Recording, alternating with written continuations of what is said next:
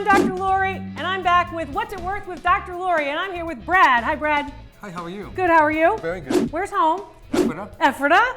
Nice to be with you. Thank you for bringing this in. Can you tell us about your hooded lantern? Okay, I bought it about 45 years ago. You bought it? Yes, my father was an antique collector, and a friend of his had an antique shop, so we went there and I saw this and it was interesting.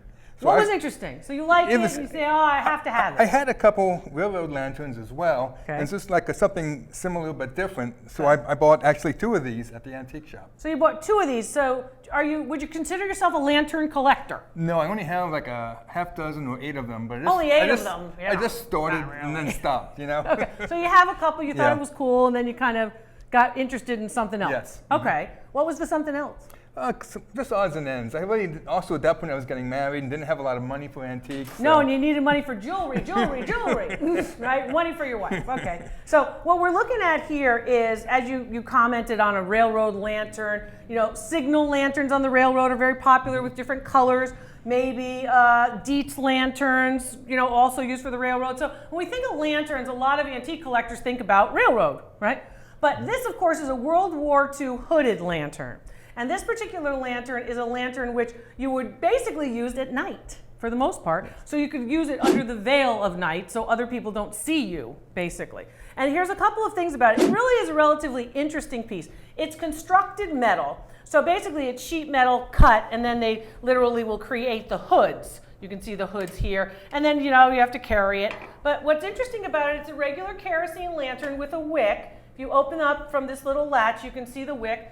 Brad, will you turn that a little bit, let the wick come up a bit? You can see the wick come up, that's good.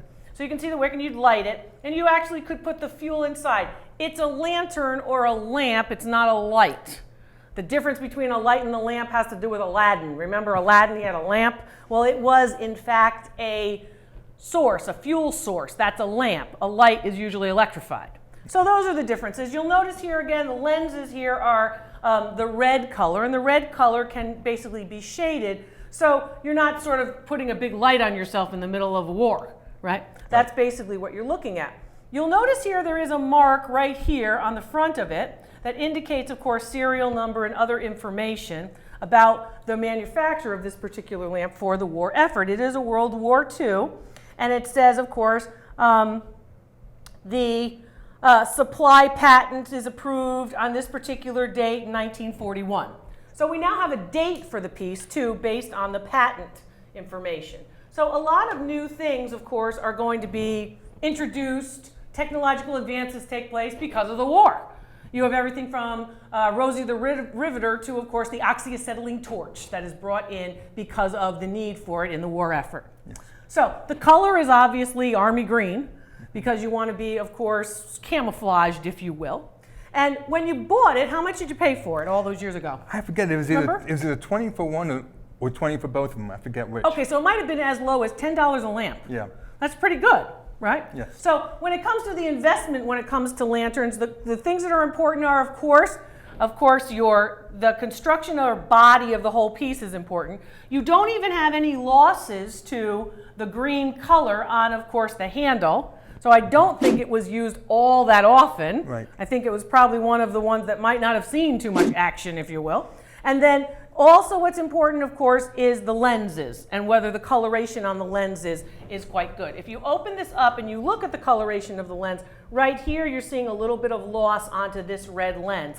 Might be hard for the camera to get, but again, our camera guys are so good they might get it. But right here you can see some of the loss of the red coloring on that particular lens.